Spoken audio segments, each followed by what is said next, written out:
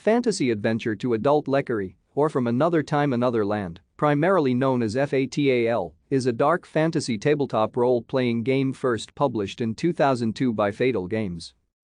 F.A.T.A.L is known for its graphic, violent and sexual content, as well as the complexity of the underlying game system, involving higher-level mathematics and an unusual amount of randomization in character development.